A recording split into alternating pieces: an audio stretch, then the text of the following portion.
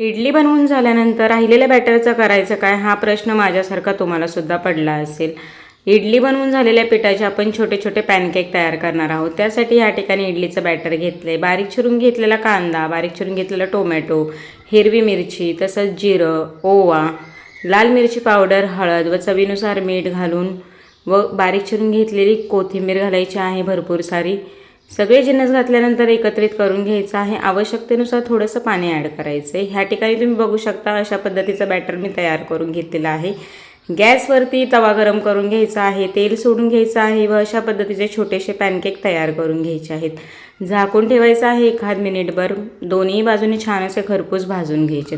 खाण्यासाठी मस्त लागतात. लहान मुलं बघता क्षणी खातील एवढे ते छान आणि क्यूट दिसतात व चवीला तर ते अप्रतिमच लागतात. अशी रेसिपी नक्की तयार करून बघा व आपल्या प्रतिक्रिया माझ्याबरोबर शेअर करायला विसरू नका. पुन्हा भेटूया. धन्यवाद.